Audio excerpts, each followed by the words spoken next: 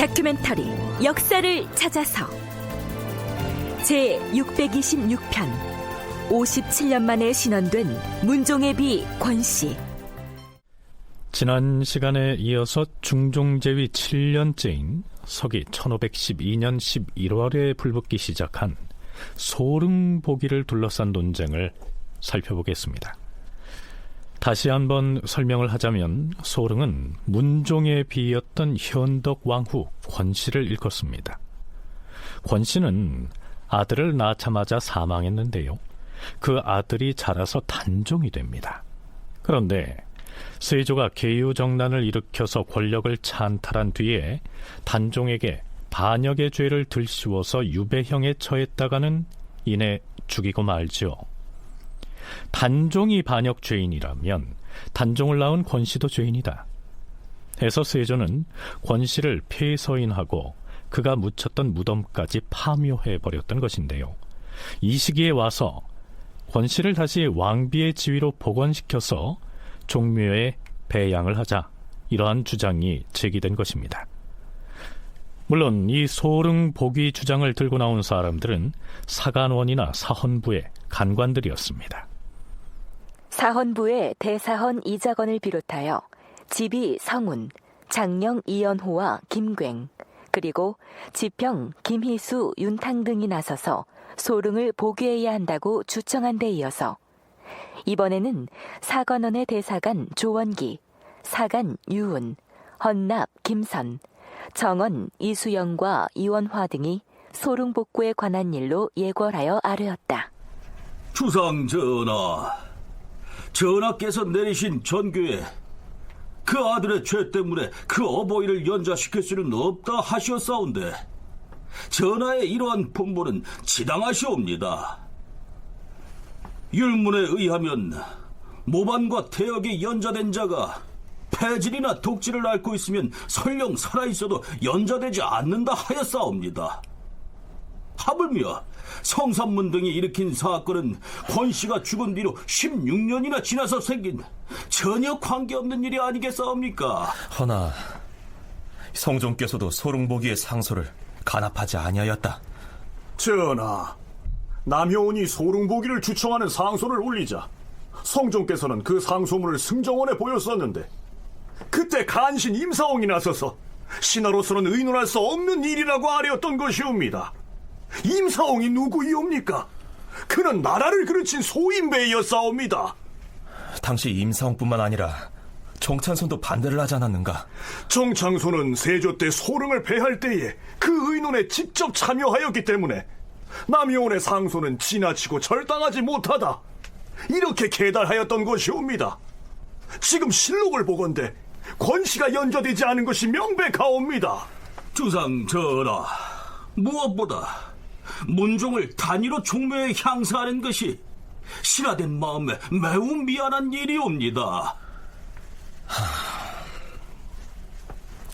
허나 이것은 간단한 문제가 아니니 대신들을 비롯하여 여러 신료들의 의견을 들은 다음에 그 다음에 결정하도록 하겠다. 자, 여기에서 대간이 한 말 중에 문종을 단위로 종묘에 향사하고 있다는 표현이 나오는데요, 다른 선대 임금들은 모두 왕과 왕비의 위패가 나란히 모셔져 있는데 문종의 위패만 왕비가 없이 홀로 올라있다, 이런 얘기입니다. 사헌부 사간원에 이어서 홍문관도 내부 논의를 거친 다음에 소릉보기를 주청하는 상소를 올리는데요, 실록의 기록에는 그 내용이 사헌부 사간원의 그것과 같았다 라고 적고 있습니다. 말하자면 언론 3사가 한 목소리로 소릉보기를 주청했다, 이런 얘기가 되겠지요. 자, 그렇다면 훈구 대신들의 의견은 어떠했을까요? 유순, 유순정, 성희안, 송일, 노공필, 민효증 등이 의논하여 왕에게 아뢰었다. 전하, 소릉을 추복하는 것이 의리에 합당한 것처럼 여겨지오나 당초 소릉을 배할 때 세조께서 이미 종묘의 능을 배하겠다고 고하였사옵니다. 하온데 지금에 이르러 이것을 복구한다면 종묘에 또다시 고하지 않을 수 없는데 무슨 말로 고해야 할지 알지 못하겠사옵니다. 전하께서는 세조의 뒤를 이은 왕이니 이 일을 경솔하게 거행할 수는 없는 것이옵니다. 이손, 김은기, 신윤무, 윤금손, 정광세, 임유겸, 심정, 이장생 등의 의견도 이와 같았다. 그러나 강혼, 신용계, 장순손, 김전, 박열, 강징, 조계상, 유담년, 손주, 성세순 등의 의견은 달랐다. 주상 전하, 노산군이 막 탄생하자마자 소릉이 곧 서가였기로 노산군 말년의 일을 소릉권 씨는 알지 못하였사옵니다. 하온데 당시의 대신들이 그 아우 권자신을 연결시켜서 소릉을 패하기를 청하였기에 세조께서 거기에 따른 것이지, 소릉을 패한 것은 세조의 뜻에서 나온 것이 아닌 듯하옵니다. 당초 패할 때 이미 종묘에 고하여 패출하였더라도 이번에 이미 실록을 고찰하여 권씨가 아우의 모반과 관계되지 않음을 알았으니 능을 복구하고 호칭을 바로잡는 것이 너무나 당연하옵니다. 만일 이미 종묘에서 패출되었으니 지금 다시 부묘하기가 곤란하다라고 한다면 따로 사당을 세우는 것도 의리로서 할 수 있는 일이옵니다. 유순정, 성희안 등 주요 대신들이 소릉 복구에 대해서 반대 의견을 표명한 데 반해서 일부 재상들은 사당을 따로 세워서라도 능을 복구하자고 주장합니다. 그렇다면 중종의 생각은 어떠했을까요? 실록에서는 이렇게 적고 있습니다. 왕은 유순, 유순정, 성희안 등의 의논을 따랐다. 여기에서 소릉으로 지칭하는 문종의 비 권씨는 노산군, 즉 단종을 낳자마자 사망했기 때문에 나중에 일어난 일에 대해서는 책임질 일이 없어 보이지 않습니까? 따라서 종묘에 홀로 배향된 문종의 신위 옆에다가 권씨의 위패를 나란히 세워서 짝을 맞춰주면 아주 간단하게 끝날 것 같은데요. 왜 이렇듯 주춤거리고 있는 모습을 보일까요? 진주교대 윤정 교수와 부경대 신명호 교수로부터 그 배경에 대한 설명을 들어보시죠. 특히 형수의 무덤을 파서 옮기는 일을 했다. 종묘에서 출양을 시켰다. 굉장히 커다란 문제입니다. 그 왕을 보고 뭐라 그러냐면 종묘사직의 주인이거든요. 주인이 자기 집을 못 지킨 건 주인 책임이거든요. 그렇다면 이거는 다시 복창시킨다는 것 자체는 세조의 조치를 바꾸는 것이고, 그래서 처기에 난색을 표하는, 저는 엄청난 반대였다고 생각하지는 않습니다. 공신들이나 대신들이 난색을 표하는 사람도 심지어 이런 말을 합니다. 거기에 종양을 하려면, 다시 종양을 하려면 세조의 실 옆을 지나게 되잖아요. 문종의 실이니까, 당시에 조천의 대상이 아니었으니까. 그렇다면 세조를 어떻게 볼 거냐라는 말을 할 만큼 굉장히 까다로운 문제였던 거죠. 조선시대의 이제 특징 중에 하나가 뭐냐면 조상이 한 일을 후손이 뒤집으면 불효로 생각을 해요. 근데 이제 세조가 어쨌든 소릉을 쫓아냈잖아요. 이거를 몇 대 후손인 중종이 내가 심판하듯이 우리 조상이 잘못했어, 소릉이 복유하는 게 정당해, 이러면 뭐냐면 세조가 잘못됐다는 얘기를 지가 하는 거거든요. 후손이 자기가 나서서 그렇게 하면 안 되는 거예요. 내 뜻이 아니라 여론이 이렇고 국론이 이렇고 이래서 할 수 없이 이렇다. 그러면 어떻게 타협하냐면 그때 세조가 잘못한 게 아니라 세조를 옆에 있던 누구누구가 잘못 인도를 해서 그렇게 됐다. 꼭 이렇게 해요. 그러니까 잘못은 어느 신한테 뒤집어 씌우고 왕은 괜찮은 걸로 이제 요 정도로 타협을 시키죠. 세조가 잘못한다는 거, 세조 잘못했다, 이러면 안 되는 거예요. 문종의 비자 단종의 어머니였던 권씨를 폐서인하고 그 무덤까지 파헤치도록 명한 사람이 세조였는데요. 지금의 중종 역시 세조의 후손이고 보면 소릉을 복구하는 것이 곧 세조가 왕권을 획득하는 과정에 문제가 있었음을 인정하는 것이기 때문에 중종으로서도 내심이야 어떻든 일단 유순정, 성희안 등의 의견을 따를 수밖에 없었을 것이다. 이러한 분석입니다. 자, 대신그룹 내에서도 소릉복위에 대한 의견이 서로 갈리는 상황을 소개했는데요. 영의정 유순정을 포함해서 실권을 장악하고 있던 반정 원로들은 물론 복위 반대의 의견을 분명히 했습니다. 전하, 지금 대간의 행태는 조정이 하는 일에 한 가지라도 자신들에게 꺼리는 바가 있으면 때를 지어 들고 일어나서 이를 괴이하게 여기고 입을 모아 녹이 뜬 목소리로 비판을 하고 있사옵니다. 이것을 방치하고 들어주기만 하면 언젠가 큰일이 터지지 않으리라고 누가 보증하겠사옵니까? 이는 사림 세력의 분노가 감춰져 있는 사안으로서 국가의 위란이 걸린 문제이옵니다. 영의정 유순정이 이렇게 치고 나왔고 좌의정 성희안 역시 같은 목소리를 냅니다. 그러나 일부 재상급 관리들은 소극적으로나마 소릉복구에 찬동하는 의견을 비치고 있었으므로 대간의 공세에 대해서 공동보조를 취하기 위해서는 우선은 대신그룹 내부의 의견을 통일할 필요가 있었겠지요. 드디어 의정부의 정승들과 육조의 판서들이 빈청에 따로 모여서 난상토론을 벌입니다. 아니요, 난상토론이라기보다는 유순정, 성희안 등이 반대자들을 회유하고 압박하는 형국이었다라고 하는 편이 옳겠죠. 재상들이 소릉에 대한 일 때문에 빈청에 모였으나 모두 먼저 발언하기를 주저하여 해가 기울도록 제대로 의논을 하지 못하였는데 한참 뒤에 임유겸이 좌우 사람들에게 소릉은 복구할 수 없다고 운을 뗐다. 그러자 성세순이 그렇다라고 하였고 뒤이어 의논이 이어졌다. 세조가 소릉을 패했을 때 그것을 한스럽게 여겨온 자들이 바로 사림입니다. 사림은 내내 소릉을 패할 수 없다고 말해왔어요. 맞아요. 바로 그것입니다. 당초에 종묘에 고하고서 권씨를 패하였는데 이제 와서 무슨 말로 다시 종묘에 고하고 복구할 것입니까? 그렇습니다. 소릉을 패한 것은 세조께서 하신 일입니다. 지금 세조께서 종묘에 떡 버티고 계시는데 아니 우리가 대체 무슨 말로 종묘에 고하고 복구할 것입니까? 아니, 설령 그렇다 한들 종묘에 다시 고하기가 무엇이 어렵겠습니까? 이번에 실록을 고찰한 결과 소릉은 죄가 없음을 알았으니 마땅히 억울한 죄를 사하고 그 지위를 복구하기로 하였습니다.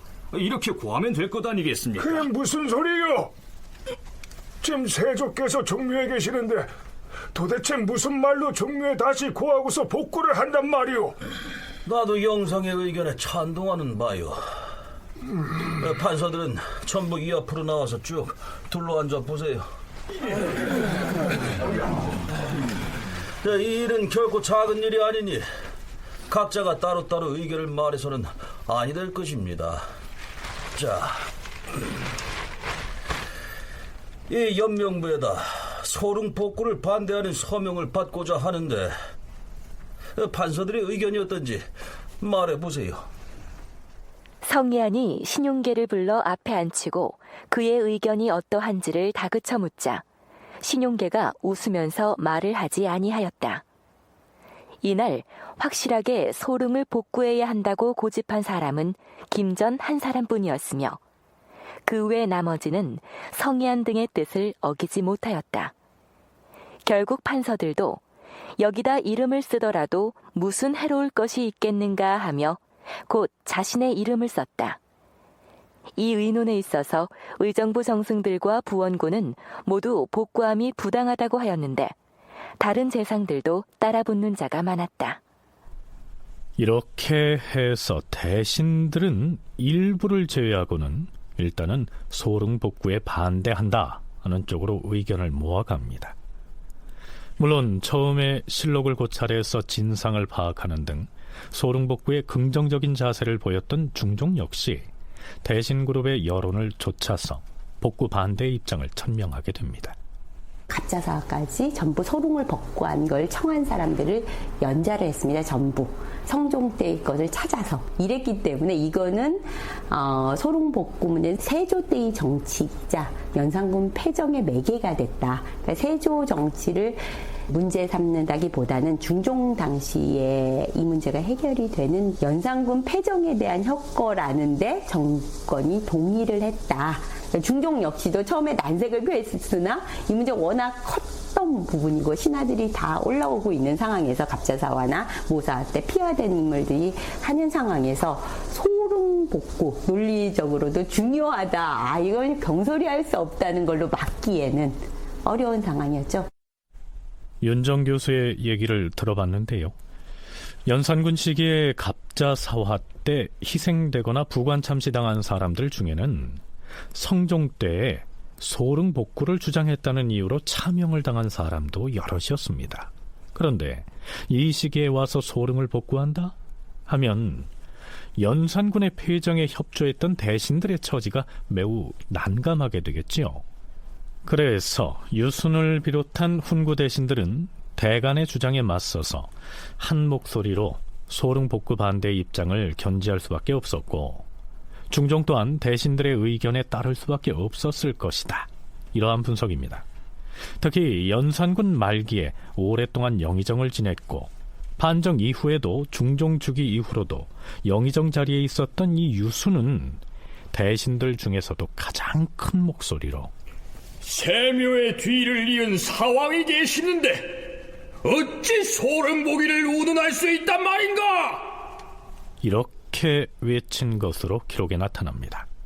여기에서 세묘란 곧 세조의 신위를 모신 사당을 말하고요, 사왕은 그 세조의 왕통을 이어받은 후대 임금을 일컫습니다. 부경대 신명호 교수의 얘기 들어보시죠. 세조의 뒤를 이은 사왕에 계시는데 어찌 이를 거론할 수 있느냐? 이 얘기는 뭐냐면 세조가 어떤 결정을 내렸는데 그 후손이 된 왕이 어떻게 조상이 내린 결정을 후손 주제에 가타부타 잘했다 못했다 논쟁을 하면서 뒤집느냐? 이것은 유교윤리에 안 맞는다는 거거든요. 유교의 기본이 뭐예요? 조상이 특히 이제 돌아가시면 3년간은 무조건 지키는 거고, 가능하면 조상의 가르침과 조상의 결정을 지키는 것, 그걸 전통으로, 그게 효거든요. 조상이 잘못했다고 후손이 찝어대면서 그걸 바꾸기 시작하면 그게 유교는 안 된다는 거거든요. 그래서 세조가 내린 결정이다. 그걸 후손 왕이 어디 감히 이러고 저러고 얘기하느냐, 거론 자체를 하지 말라. 근데 유수는 그런 얘기를 하는 거죠. 그러니까 이런 논리도 맞거든요. 조상이 내린 결정을 어찌 감히 후손이 잘잘못을 논해서 뒤바꿀 수가 있겠느냐. 그렇게 하는 것은 유교 윤리에 어긋날 뿐더러 불효하는 것이다. 유순이 내세우는 논리는 이러한데요, 윤정 교수는 유순이 유독 격앙된 목소리로 이 소릉복구 반대를 외치는 배경을 달리 살펴볼 필요가 있을 거라고 얘기합니다. 유순 또한 그렇게 해가지고 이게 세조 정권에 대해서 문제니까 연산군 때 다 처벌해야 된다 그랬을 때 자기가 그러면 영의정이라면 아닙니다, 그러면 안 됩니다라고 하지 않았잖아요. 그런데 지금 거꾸로 반정을 경험했던 인물에서 이게 문제가 뭐냐면 현덕아군 건씨의 경우에는 복위가 되고 나서도 처벌 문제가 안 나왔는데요. 원래 정상적인 시스템이라면 무고하게 종묘에서 폐출을 시켰다, 그것이 대신의 책임이다 라고 한다면 대신에 대한 처벌 문제가 바로 이어져야 됩니다. 책임자에 대한. 유순으로서는 이 문제가 결코 만만한 일들이 아니었죠. 바로 이 문제를 격화시킨 사람에 대한 처벌 문제로 발전할 수 있기 때문에 가능하면 이것을 확대하고 싶지 않았을 겁니다. 그러니까 연산군 제위기에 갑자사화가 일어나서 세조의 소릉 폐위를 비판했던 사람들이 연산군에 의해서 대거 희생됐을 때, 전하, 세조 때 노산군을 죽이고 죄 없는 소름마저 폐하였던 것은 온당하지 않았을 뿐더러 성종 때 소름보기를 주장하였던 신료들 역시 아무런 잘못이 없었사옵니다. 하운데 어찌 그런 주장을 하였다 하여 죄를 주려고 하시옵니까? 이는 아니 될 말씀이옵니다. 이렇게 당당하게 따졌어야 됐는데요, 사실 연산군 때 이런 발언을 하자면 목숨을 걸어야 했겠지요. 그래서 아무런 항변도 못한 채 영의정 자리를 지켜오다가 중종반정 이후에도 영의정으로 행세를 해왔으니 만일 소릉보기가 실현된 뒤에 그동안 거기에 반대해온 사람들의 죄를 묻고자 한다면 이 곤란지경에 처할 수가 있겠지요. 유순이 반대하고 나선 데에는 그런 배경이 있다는 얘기입니다. 그러나 소릉복구를 주장하는 대간의 목소리는 점점 더 커져갑니다. 주상전하, 삼과 아래옵건대 신등이 의리로 헤아려보고 인정으로 참작을 해보건대 소릉은 복구하지 않을 수 없사옵니다. 지금 대간에서 공론을 모아 아랜 지가 여러 날인데도 어찌 윤허를 하지 아니하시는 것이옵니까? 폐주 연산 때에도 소릉을 복구할 것을 말한 사람이 있었사오나 연산군으로부터 혹독한 화를 입었기로 이후로는 사람들이 모두 말하기를 꺼렸사오나 지금이야 누군들 소릉 주복에 합당한 줄 알지 못하겠사옵니까? 대신들도 겉으로는 패한 지가 오래되어서 복구하기가 어렵다 이렇게 핑계를 대고 있사오나 속으로는 이전에 자신들이 한 일이 있어서 혹 징계를 당할까 염려하여 공정한 의논을 개진하지 못하는 것이오니 이것이 어찌 나라에 헌신하는 신하의 자세라 할 수 있겠사옵니까? 그러하옵니다, 전하. 태종 때 시몬은 죄를 입어 참수를 당하였으나 소원 왕후께서는 오히려 그 자리에 그대로 있었사옵니다. 문종 왕비 권씨의 어머니가 죄를 입었다 하여 그 전에 죽은 소릉에게까지 그 죄를 연재할 수 있다는 말씀이옵니까? 개국 초기인 태조 때에는 고려 왕씨의 종신들을 보존할 수가 없었사오나 태종 때에 와서는 왕씨의 자손들로 하여금 그 생을 편안히 할 수 있게 은혜를 베풀었사옵니다. 하지만 지금 우리는 이것을 태종의 잘못으로 여기지 아니하고 오히려 훌륭한 덕과 아름다운 뜻으로 여겨 사책에 기록하고 있사옵니다. 소릉이 폐함을 당한 것도 그때 대신들이 한 것이지 세조의 뜻이 아닌즉 오늘날의 추복함이 무엇이 불가할 것이 있겠사옵니까? 홍문관에서 올린 차자의 뜻을 살펴보건대 그 의견이 간절하기는 하나 복구하기에는 어려운 점이 있도다. 다른 일은 논하지 않는다 하더라도 세조께서 이미 태묘에 구하고 배출하신 것이며 성종께서도 분부하시길 이제 다시 이 문제를 의논하지 말라고 아예 못을 박지 아니하셨는가? 과인이라고 어찌 복구하고 싶은 뜻이 없겠는가만 다시 태묘에 구하기가 어려운 점이 있어서 그러는 것이다. 소릉을 복구한다면 이제 무슨 말로 다시 세조와 성종께 구하겠는가? 임금으로서 경솔하게 추복을 정할 수 있는 일이 아니니 더 이상 말하지 말라. 앞에서 시몬 얘기가 나왔는데요. 시몬은 태종의 사돈이자 세종의 장인이죠. 세종이 즉위한 뒤에 태종이 상왕으로 있을 때 영의정이었던 시몬이 반역을 꾀했다 해서 죽였지만 시몬의 딸인 소헌 왕후는 왕비의 자리를 지켰습니다. 따라서 문종의 비인 권씨 역시 그의 어머니가 성산문 등이 주동이 된 단종 포기 사건에 연루돼서 죄를 입었다 할지라도 왕비의 지위를 추탈해서는 안 된다. 이런 논리입니다. 소릉을 복구하자는 대간의 목소리는 집요하리만치 계속됩니다. 홍문관, 사관원, 사헌부가 번갈아 가면서 하루에도 몇 차례씩 상언 상소를 올리는가 하면 아예 언론 3사가 합사해서 소를 올리기도 하고요. 경연에서도 줄기차게 소릉복구를 주장합니다. 중종 7년 11월에 시작된 대간의 소릉복구의 주장은 해를 넘겨서 중종 8년 2월까지 이어집니다. 국가 운영은 뭘로 돌아가냐면 삼정성하고 육조 판서들이 결정해서 돌아가는데 그러면 대간의 힘은 뭐냐? 탄핵권이거든요. 근데 탄핵권이 왜 생기느냐면 이 사람들이 어떤 사람을 찝어서 탄핵을 하는데 그 사람이 까딱 안 하잖아요. 그러면 대간들은 집단으로 다 관둬버려요. 그러면 몰수톱이 돼버려요. 그러니까 이 대간들은 얘기하다가 안 들어주면 다 사표를 내버립니다. 그냥 다 짐 싸가지고 집에 가요.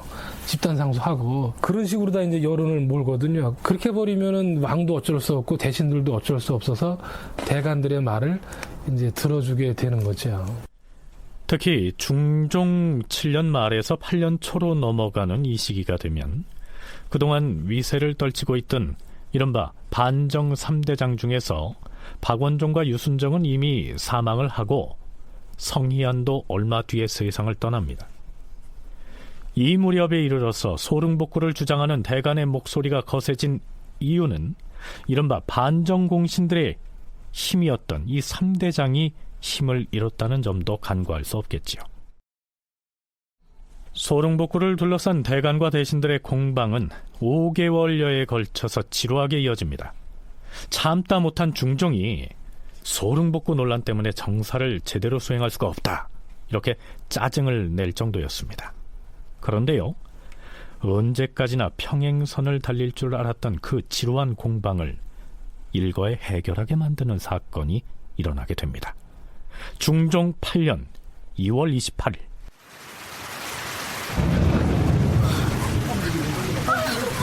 갑자기 왜 소나기야? 그러게 말이야. 저쪽에서 잠깐 비행기 가자. 안 돼. 늑장 부렸다가 김상국 마마한테 홈찍음을 당할 텐데. 그럼 달려가자. 그래.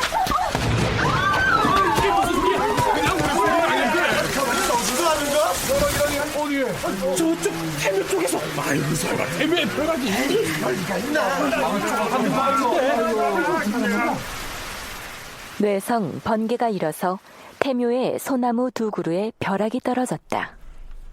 여기에서 벼락이 떨어졌다는 태묘는 조선의 역대 임금과 왕비의 위패를 모시는 왕실의 사당, 즉 종묘를 말합니다. 그런데 2월 28일에 벼락이 떨어졌다는데 중종은 그 당일은 물론 그 다음 날에도 사실을 잘 몰랐던 모양입니다. 이틀이 지나고 나서야 태묘에 벼락이 떨어졌다는 보고를 받은 것으로 기술돼 있습니다. 태묘 안에 놀라운 천변이 있었다 하니 내일 음악을 연주하면서 조화를 받는 것은 예가 아닌 듯하여 이를 정지할 것이다. 경들은 이전에 중국에서 이와 같은 재변을 만난 사례를 상고하여 아뢰되 우리나라의 사례도 아울러 상고하여 고하도록 하라. 전하, 벼락 떨어진 곳이 다행히도 궁궐의 정전은 아니오나 태묘에 떨어졌으니 조종의 영훈이 어찌 놀라지 않았겠사옵니까? 마땅히 내일 조화를 정지하시옵고 경연에도 나가지 않는 것이 도리일 것이옵니다. 또한 대신을 종묘에 보내어 안신제를 거행하도록 하시옵소서. 그래, 천변이 있을 때 종묘에 안신제를 지내는 선례가 있는 것인가? 그러하옵니다, 전하. 성종조 병오년에 공릉의 정작하게 벼락이 떨어졌는데 성종께서 이튿날 대신을 급히 보내어 치제하고 오랫동안 정사 돌보기를 정지하였사오니 이번에도 마땅히 대신을 보내어 치제하여 신의를 위안하시옵소서. 그리고 또한 피전 감선하시옵소서. 피전 감선이란 천재지변이 있을 때 하늘의 견책을 두려워하고 반성하는 뜻으로 왕이 평소에 정사를 살피던 정전을 피해서 다른 곳에 거처하고요, 끼니 때에 반찬의 수를 줄이는 것을 의미합니다.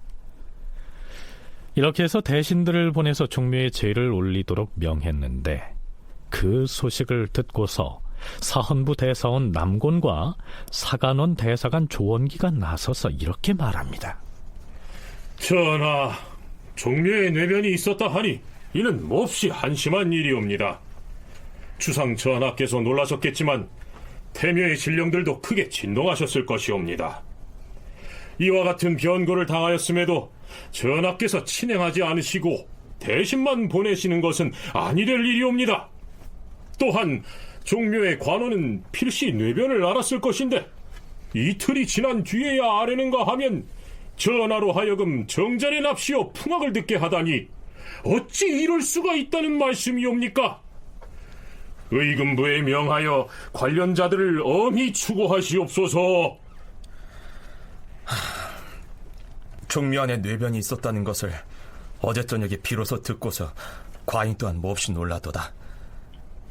이는 큰 변고인지라 과인이 친히 제를 올리고 싶었으나 사정이 여의치 않아서 대신을 보냈던 것이다. 그대가 친행하라고 아랜 것은 너무나 당연한 일이다. 대가 및 예관들과 의논하여 시행하겠노라. 이렇게 해서 중종은 직접 종묘에 가서 신령들을 안정시키는 안신제를 친히 지내지요. 전통사회에서 천재지변 등의 제의현상이 있을 때 그것을 예사로 여기지 않고 하늘이 내린 경고로 받아들였다 하는 이 천인가문설에 대해서는 이전에도 수차 언급한 적이 있지요. 지금 저희가 과학적인 세계 속에서 산다고 하는 것도 시간이 지나면 훨씬 과학이 발전하면 굉장히 많은 미신적이고 불합리한 세계일 겁니다. 당시에 인간이 천인가문하고 인간이 열심히 노력하는 거에 대해서 열심히 노력하지 않고 잘못한다면 하늘이 벌을 내린다. 특히 왕이라는 존재는 대천리무라는 존재입니다. 지금 소름기과 관련된 논란이 막 있는데 해필이면 종묘에 벼락이 쳤다. 이렇게 얘기를 한다면 이건 굉장히 커다란 계기로 활용할 수 있습니다. 이게 그런 소릉의 문제가 아니라면 더 큰 문제일 수 있죠. 왜냐하면 중종 반정을 일으켜서 진성대군이 왕위에 오랐는데 하늘에서 종묘에 벼락을 쳤다라는 문제가 될 수 있습니다. 그런데 중종이 종묘에 가서 친히 안신제를 지낼 때까지는 하늘이 과연 왜 태묘에 벼락을 내렸고 또한 무엇을 경고하려고 그랬는지에 대한 논의는 없었습니다. 적어도 그때까지는. 태묘에 벼락이 떨어지고 나서 나흘이 지난 3월 2일 종묘에 벼락이 쳐서 과인은 매우 놀랐도다. 천변이라는 것은 우연히 일어나는 것이 아닌데 그 이유를 도통 알 수가 없으니 답답하도다. 경들은 각각 소회를 말해보라. 의정 송일이 아뢰옵니다. 재변이 일어남은 사람이 자초하는 데 기인되는 것이라 반드시 그 까닭이 있는 것이옵니다. 지금 신이 생각하기로는 전하께서 종묘에 가서 친히 제를 올린 것이 이번 한 번뿐이었다는 것이 실로 잘못이라 여겨지옵니다. 창덕궁 안에서 태묘로 드나드는 길을 둔 것은 필시 수시로 제사를 올리고자 함이었을 것이온데 그동안 전하께서는 너무 소홀하셨사옵니다. 아마 이 때문에 하늘이 징계를 내리는 듯 싶사옵니다. 전하, 태묘에 벼락이 친 이 변고는 주상의 실수로 인하여 하늘이 제의를 내려 경계토록 하는 것이라 생각되옵니다. 만약 이를 두렵게 여기셔서 자신을 닦고 반성하여 지성으로 응하신다면 비록 이변이 있다 하더라도 감흥은 없을 것이옵니다. 전하, 호조 판서가 아뢰옵니다. 태묘에서 일어난 재변은 조정의 실수일 뿐만 아니라 종묘 제도에도 잘못이 있기 때문일 것이옵니다. 주상전하께서도 오늘 행사 때 보셨지 않사옵니까? 역대 임금들의 신위 중에서도 유독 문종의 신위만 홀로 모셔졌으니 그 신령이 어찌 느낌이 없었겠사옵니까? 일전에 소릉의 추복을 의논할 때 신의 생각에는 폐위된 지가 이미 오래되었고 성종조에서도 추복하지 못한 일일 뿐만 아니라 난처한 일이 있을까 염려되어서 추복함이 부당하다는 것으로 의논을 드리긴 했사오나 지금 다시 생각해보니 소릉을 추복함이 지당하다 여겨지오며 이전에 신들이 했던 의논은 잘못된 것이었사옵니다. 이조 판서 김전이 아뢰옵니다. 신도 종묘에 제를 지낼 때 태묘에 들어가 문종의 위패를 보았사온데 전하에 어찌 국무가 없는 나라가 있겠사옵니까? 하물며 선대 임금의 왕후가 원통함을 풀지 못하고 있으니 하늘인들 어찌 가만히 있겠사옵니까? 태묘에 벼락이 떨어져서 재변이 난 것은 바로 이 때문인 것이옵니다. 필시 하늘이 소릉을 추복하도록 명한 것이라 생각되옵니다. 대간의 말을 받아들여 속히 소릉을 추복하시옵소서. 예조판서 신용계이옵니다. 태묘의 재변이 일어난 것은 필시 전하로 하여금 더욱더 조심하여 스스로를 닦고 반성토록 하라는 뜻으로 사료되옵니다. 지금 대간이 소릉의 추복을 청하고 있사온데 이는 만세의 강상에 관계되는 것이므로 받아들이지 않을 수 없을 것이옵니다. 만약 하늘의 경계에 보답하시려면 마땅히 진실로 이를 받아들여야 할 것이옵니다. 드디어 태묘의 벼락이 떨어진 것이 단종의 어머니이자 문종의 비인 권씨를 왕비의 자리로 복원시켜서 종묘에 추복하라 하는 하늘의 계시라고 주장하는 목소리가 등장한 것이죠. 태묘가 종묘잖아요. 종묘의 벼락이 떨어졌다는 거를 무섭게 받아들인 거예요. 그러니까 조선시대 사람들 그 정신 구조를 합리적으로만 생각하면 안 되는 거죠. 이 사람들의 정신 세계가 있고 이 사람들의 인식이 있는 거죠. 종묘의 벼락이 떨어졌다. 하늘이 지금 종묘의 벼락을 쳤습니다. 종묘에 뭔가 문제가 있다고 생각한 거예요. 그러면 종묘에 무슨 문제가 있어서 하늘이 벼락을 쳤느냐? 뭐 여러 가지 문제가 있겠지만 종묘에 있어야 될 신이 없어서 하늘이 노했다 이렇게 생각하는 거거든요. 그 신이 누구냐? 소릉이다. 이거에 대해서 누구도 반박을 못하고 무수하는 거거든요. 하늘에 누가 벼락을 쳤을까? 하늘에 있는 종묘 혼령들이 다 같이 벼락을 쳤을 거라고 믿는 거거든요. 이성계 이하 다 이놈들 후손이 지금 뭐 하는 거냐? 똑바로 해. 종묘에 벼락이 내려친 이 재변을 두고 그것이 소릉복구를 명하는 하늘의 계시였다고 육조의 판서들이 주장하고 나서자 대간에서는 그야말로 환영하지 않을 수 없었겠죠. 기다렸다는 듯이 사헌부의 수장인 대사헌 남곤이 나섭니다. 주상 전하, 하늘의 살핌은 지극히 밝은 것이옵니다. 재변이 어찌 우연히 생기겠사옵니까? 인사에 혹 실수가 있으면 그에 앞서 나타나기도 하고 일이 지난 뒤에 응하기도 하는 것이옵니다. 옛 사람이 이르기를 하늘은 자애로운 아비가 아들에게 명하듯이 순순히 가르친다라고 하였사옵니다. 이것이 하늘의 가르침이옵니다. 요즘 소릉의 일로 대간이 여러 달에 걸쳐 추복하기를 힘써 간청하였사오나 전하께서는 몇몇 대신들의 의논에 구애되어 폐위된 지 오래이기에 추복하기 어렵다고만 말씀하셨사옵니다. 부디 진지한 의논을 모아 소릉을 추복하시어서 하늘의 뜻에 응하시옵소서. 전하, 사관원 대사관 조원기가 아래옵니다. 신등이 여러 달을 복합하면서 소릉을 추복하는 일을 간청하였음에도 전하께서 듣지 않으시더니 지금 태묘에 재변이 일어난 것 아니옵니까? 어찌 하늘의 뜻이 이 때문이 아니라 할 수 있겠사옵니까? 조정 신료들의 의견을 널리 모아서 결정을 하시옵소서. 속되게 표현해서요, 종묘에 내려친 벼락 한 방 때문에 소릉복구에 대한 조정의 여론이 급반전해버린 것입니다. 과학 문명이 크게 발전했다는 우리의 근대 농경사회에서도 사람들끼리 주고받는 얘기 가운데 가장 큰 욕이 이른바 이 벼락 맞을 녀석 아니겠습니까? 천인가음응의 사상이 지배하던 조선 중기에 더구나 역대 임금의 신위를 모신 종묘에 벼락이 떨어져서 소나무 두 그루가 부러지는 사태가 일어났으니까요. 임금인 중종으로서도 예사로 넘길 일이 아니었겠지요. 그런데요, 사실 그것이 대단한 사건이 아니었는데도 정치적으로 큰 의미를 부여해서 이용했을 가능성도 있습니다. 진주교대 윤정 교수의 얘기입니다. 첨변들이 많이 일어나고 그래서 관상감이나 이런 것에서 열심히 하는데 이거를 또 명분화하는 것이 사실은 종묘에 벼락이 쳐서 나무가 깨졌다라는 건 벼락줄과 우르릉 한양 도성을 다 진동한 천변이 아니라 나무가 깨진 걸고 그 벼락이 떨어진 거다라고도 만들 수 있거든요, 사실은. 이 때문에 어떻게 보고를 하고 하는 과정도 충분히 명분화하고 어떤 논리를 만드느냐 이 과정인 것 같습니다. 그러니까 정치라는 것이 어떤 명분을 갖고 어떻게 권력들이 작동하느냐라는 게 그 시대 정신하고 어떤 정합성을 가지느냐를 보여주는.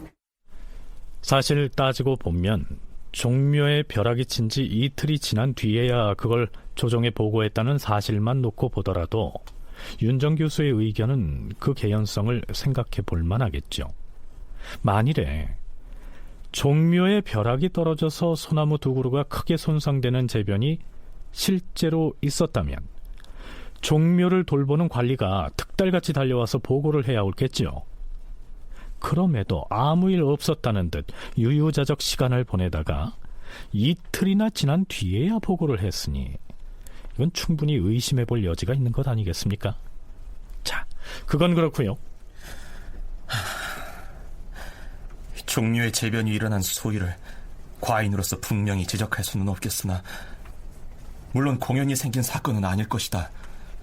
근래 해마다 재변이 있어 과인도 항상 미안하였는데 이제 또 태묘의 변고가 일어나 몹시 놀랐다. 소릉의 추복은 의리로 보아서 당연하긴 한데 하지만 선조께서 하신 일이므로 경솔히 고칠 수는 없다. 어찌되었든 널리 중인을 모으도록 하라. 중종의 고민이 깊어진 것이죠. 자, 이제부터는 소릉 복구에 대한 논쟁이 전혀 달라진 환경에서 전개됩니다. 특히 대간의 목소리에 힘이 실립니다. 전하, 사헌부에서 아뢰옵니다. 대신들이 고묘하기가 어렵다고 핑계를 대는 것은 결국 세조를 사랑하지 않는 것입니다.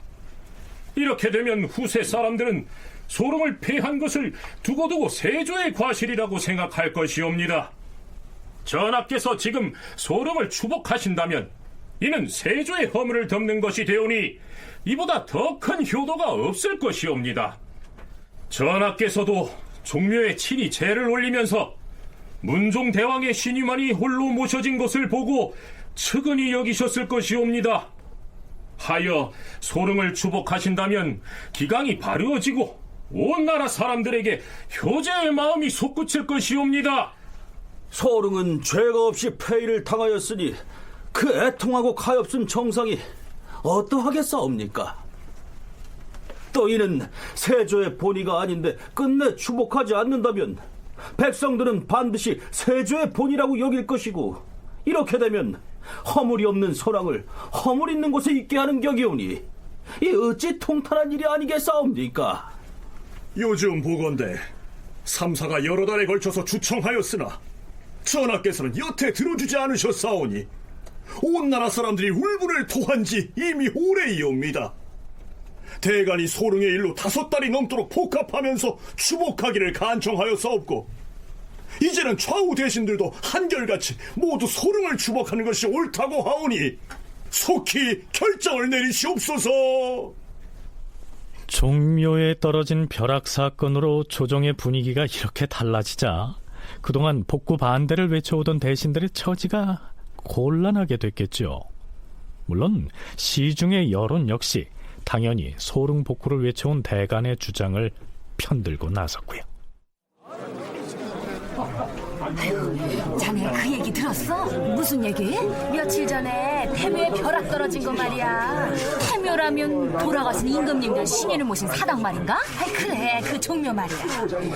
그런데 하필이면 거기 벼락이 떨어져서 신령들을 호위하던 소나무 2그루가 부러지고 넘어지고 했다는 거야. 아이고 참 흉하기도 해라. 왜 하필이면? 에휴, 소릉 때문에 하늘이 노한 것이지 뭐. 소릉이면 문종대왕의 왕비 말이지? 그려, 영월에 귀양 갔다가 죽은 어린 임금 노상군의 어머니. 세조가 그 무덤을 파헤치고 왕비 자리에서마저 내쳐버렸자는가. 그러면 문종대왕은 짝 잃은 외기러기 모양으로 사당에 홀로 모셔져 있다 이 말인가? 아유 그렇대도. 그래서 전번에 그 권씨에게 다시 왕비 자리를 찾아주느냐 마느냐로 한참 동안 시끄러웠잖아. 그러다 결국 없던 일로 하자 이렇게 돼버리니까 하늘이 노해서 종묘의 소나무에다 벼락을 그냥 꽝 이렇게 된 것이다. 그렇지. 자, 그렇다면 종묘에 떨어진 그 벼락은 그동안 소릉 추복을 반대해오던 대신들과 중종의 태도에 어떤 영향을 미쳤을까요? 중종 8년 3월 3일 중종은 구원전지를 내립니다. 임금이 신하들의 의견을 널리 구하겠다 하는 교지를 반포한 것이죠. 과인이 하찮은 몸으로 대업을 이어받아 황천을 대하기를 봄날에 사람을 밟듯이 조심하였는데 그럼에도 재변이 그치지 아니하고 하늘의 꾸짖음이 이어지고 있도다. 그 까닭이 무엇일까 생각하면서 몸둘 바를 몰랐는데 지금 또 태묘의 나무에 내변이 내려쳐서 황천에 계신 신령들을 놀라시게 하였으니 이는 하늘에서 벌을 내린 것일 터이다. 지금 과인의 마음은 근심과 걱정으로 벌벌 떨리면서 온몸이 움츠러들고 황망하기가 이를 데 없도다. 이는 반드시 과인이 하늘을 감동시키는 진실이 모자라고 선조를 받드는 정성이 부족한 데에 기인한 것이니. 이렇게 이어지는데요. 종묘에 벼락이 떨어진 재변을 당해서 중종이 이를 얼마나 두려워하고 있는지가 행간에 절절히 묻어나고 있지 않습니까? 이렇게 되자 소릉 추복을 반대해왔던 대신들도 신압으로 목소리를 바꾸기 시작합니다. 주상 전하, 신이 소릉의 일에 대하여 일전에 전하께 말씀드렸던 의견을 다시 곰곰이 살펴보니 그게 사실은 좀 잘못된 생각이었사옵니다. 이제 다시 돌이켜보니 소릉의 명예를 회복하여 추복을 해드리는 것이 의리로 보아 당연하다 여기옵니다. 전하, 소릉의 위호를 마땅히 추복해야 된다는 주장은 예전에 이미 다 나온 것이옵니다. 다만 고묘하기가 어렵다는 의논 때문에 신등이 별도로 사당을 세우자는 의논을 드리기는 했사오나 소릉의 위패를 문종대왕의 신이 옆에 나란히 부묘하는 것이 꼭 불가하다는 그런 말은 아니옵니다. 소릉을 폐위하는 것이 이미 세조의 본의가 아니었다면 추복하고 고묘를 함에 있어 어찌 그에 대한 사유가 없음을 걱정하겠사옵니까?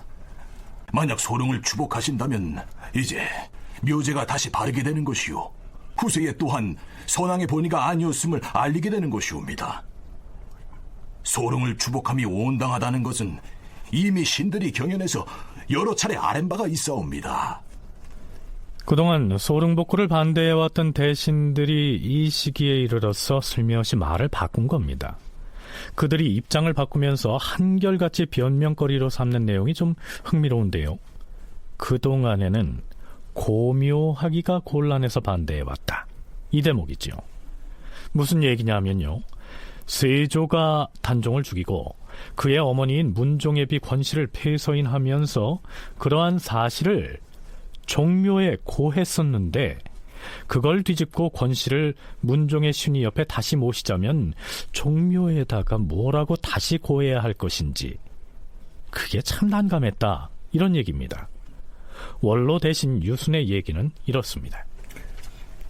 전하, 신이 생각하기에도 소릉을 추복하시는 것이 의리에 합당하옵니다.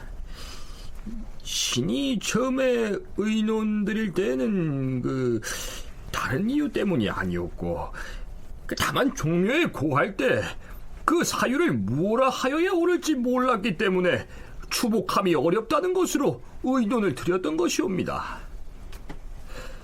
하오나 그 후에 여러 사람의 의견을 들어보니 모두들 추복을 하여야 된다고 하니, 아마도 옛 문헌을 찾아 살펴보면 종묘에 고할 적절한 말을 찾을 수 있을 것이옵니다. 청컨대 전하께 없어 명철하신 결단을 내리시옵소서. 이 나라의 만세가 오직 전하의 재량에 달려 있사옵니다. 애시당초에 대간과 일부 재상이 소릉 추복을 주장했을 때 가장 크게 불가하다고 외쳤던 장본인이 바로 유순이었습니다. 이제는 슬그머니 입장을 바꾼 것이죠. 반정 3대장의 한 사람인 성희안의 얘기도 들어보시죠. 주상 전하, 만약에 하늘의 뜻을 막아버린다면 민심 또한 흉흉할 것이오니 이 어찌 천도를 순위 받드는 도리이겠사옵니까? 처음에 신은 소릉 복구를 종묘에 구하는 것이 불가능하다는 의논에 불완내동하였사오나 지금은 그렇지가 않사옵니다. 마땅히 예관으로 하여금 깊이 헤아려서 소릉 추복의 의식 절차를 진행하도록 명하시옵소서. 자, 조정신료들의 의논이 이렇게 바뀌었으니까요, 그동안 주저해오던 중종도 뭐라고 변명을 해야겠지요. 중종은 결국 이렇게 정리를 합니다. 이제 소릉을 추복하자는 경들의 의논을 듣자 하니 모두 정과 의에 합당하도다. 과인도 처음부터 소릉을 추복하는 것이 인정이 합당하다는 것을 알지 못했던 것은 아니다. 그러나 나라의 대사를 어찌 임금이 독단할 수 있었겠는가? 반드시 무신하들에게 물어서 그 여망이 일치한 뒤에 선택을 하는 것이 옳을 것이라 여겼던 것이다. 종묘에 무엇라 고해할 것인진 그 일을 관장하는 예관이 깊이 헤아려서 예에 맞도록 추복을 하는 것이 옳을 것이다. 이렇게 해서 단종의 어머니이자 문종의 왕비였던 현덕왕후 권씨는 세조에 의해서 폐서인된 지 57년 만에 왕비의 지위를 회복해서 그 신이가 다시 종묘에 모셔지게 됩니다. 종묘 입구의 소나무에 벼락이 떨어졌던 그 재변 때문에 가능한 일이었습니다. 부경대 신명호 교수의 얘기입니다. 조선시대 최고의 권위가 어디 있는가를 보여주는 거예요. 조선시대 최고의 권위는 어디 있느냐? 하늘에 있습니다. 왕도 하늘이 냈다고 생각하는 거 아니겠어요? 천명이잖아요. 그 하늘이 벼락을 종묘에다 쳤다는 거예요. 가만히 있을 수 없습니다. 뭔가 지금 잘못했기 때문에 벼락을 쳤다. 그것도 딴 데가 아니고 종묘에.